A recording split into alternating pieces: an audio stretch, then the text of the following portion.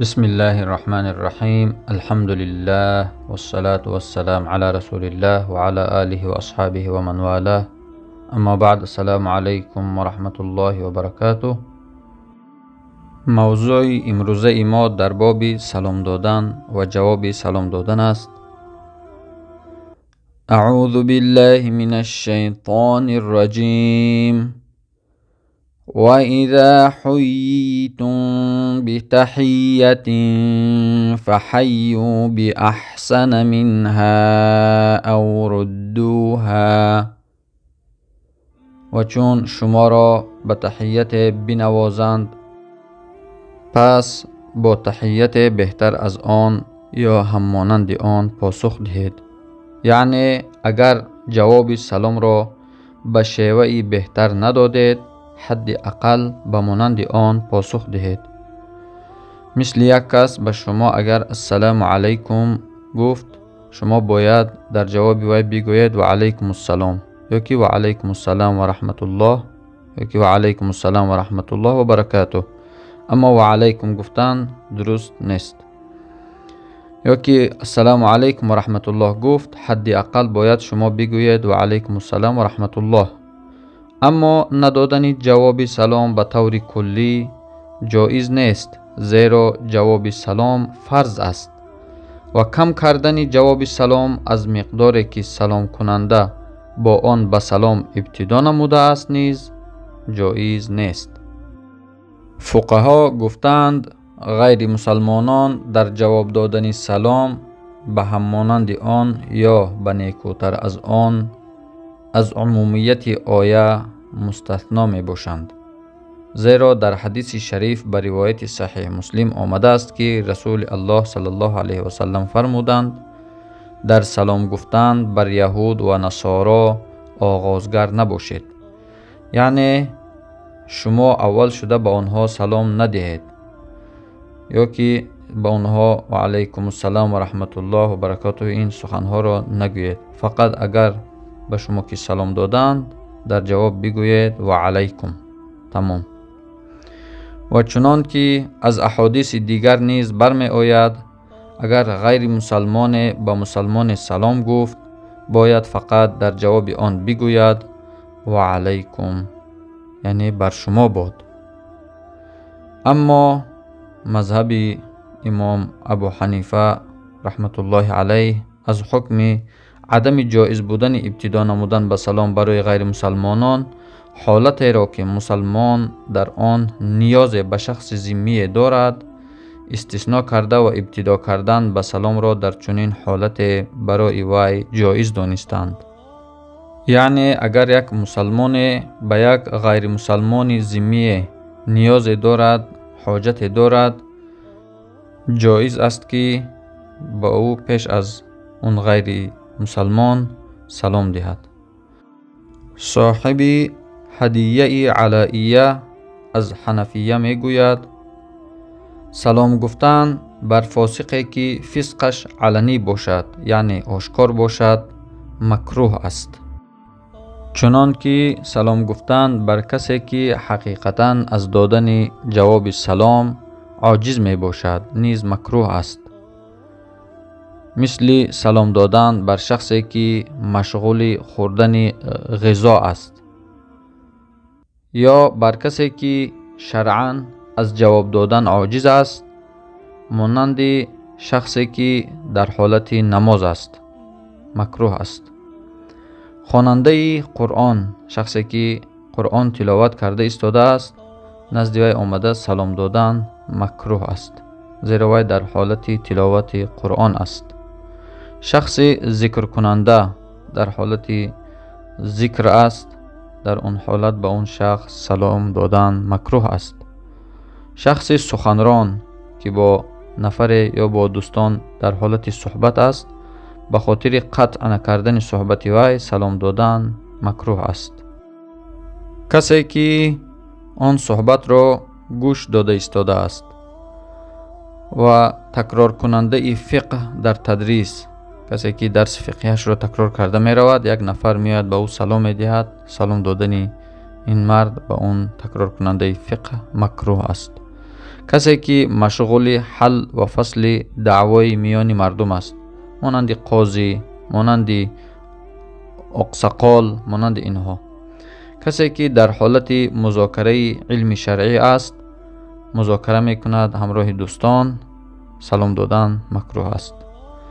مؤذن، شخصی که در حالت اذان دادن است، آمده به اون مؤذن السلام علیکم و رحمت الله و برکاته گفتن مکروه است، زیرا در حالت مشغول اذان دادن است. سلام دادن به شخص اقامت گوینده که اقامت نماز میگوید، در اون حالت مکروه است.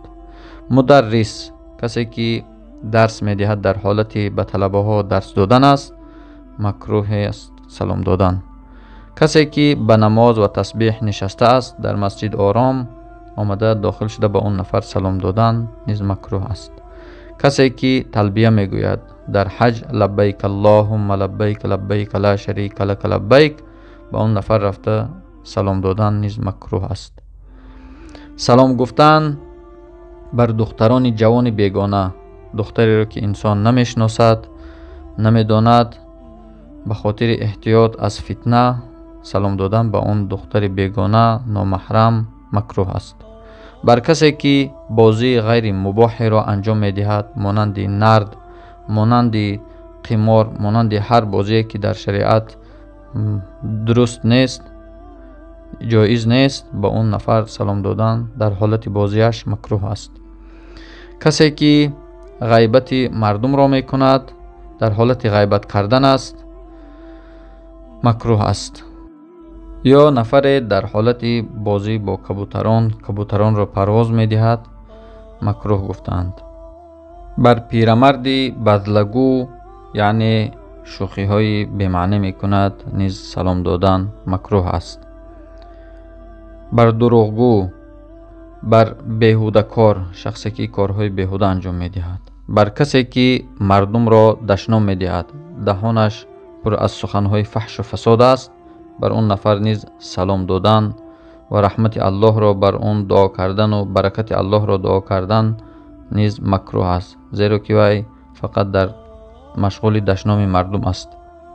یا بر شخصی که بر چهره دختران و زنان نامحرم صبح تا بیگاه در کوچه نشسته می نگرد، نیز سلام دادن مکروه است. تا آنگاه که به توبه این نفرها علم نداشته باشیم، یعنی ندانیم که اینها توبه کردن از این کارهای بدشان، سلام دادن بر این نفرها را علما مکروه گفتند. همچنان سلام گفتن بر کسی که با همسرش مشغول عمل جنسی و معاشقه است. یعنی در این زمان وقتی که فکر میکنی یک نفر به یک دوستش یک حاجت دارد، نیم شب به اون زنگ میزند، انسانیت است، در جایگاه خوابش است، به اون نفر بهتر است که از سلام دادن بهتر این است که به اون حاجت داشته‌ات رو بگویی که همین خیلی مشکل است، همین خیلی کار است، زیرا امکان دارد انسان در هر حالت باشد. بر کسی که عورت وی برهنه است، یک انسان از روی فسق، از روی بی اهمیتی لباسی کوتاه می پوشد، رانهای پایش می نماید، عورت وی می نماید، رفته به اون انسان چی مرد است چی زن السلام علیکم گفتن مکروه است، زیرا همه عورت های غلیظه اون انسان جایهایی که باید پوشانیده شود نمی پوشاند. بر کسی که در حال قضای حاجت قرار دارد، انسان باید به اون سلام ندهد، زیرا مکروه گفتند. بر کسی که بر خواب سبک یا خواب سنگین فرو رفته است، اون را از خواب خیزاندن یا که بلند در طور سر وی آمده السلام علیکم گفتن مکروه است. و بر کسی که در حمام است، در حالت غسل کردن است، مکروه می باشد. باید دانست که در هر جایی که سلام گفتن در آن مشروع نیست، یعنی در شریعت نآمده است، دادن جواب سلام نیز مشروعیت ندارد.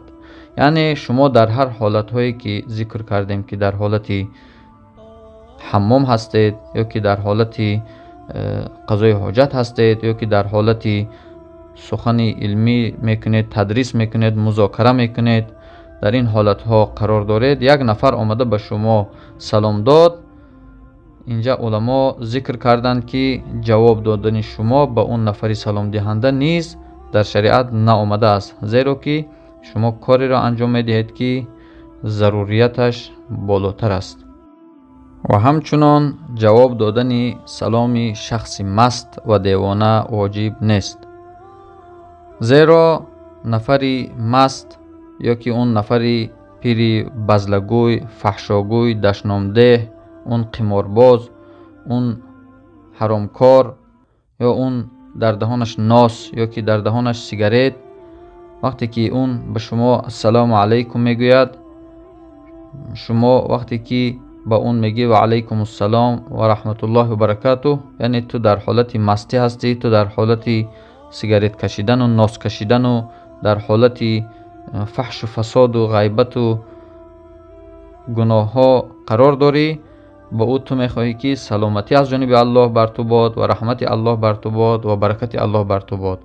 به همین خاطر بهتر است به این نفرها در این حالت ها باشند شما سلام ندهید. والله تعالی اعلم بالصواب.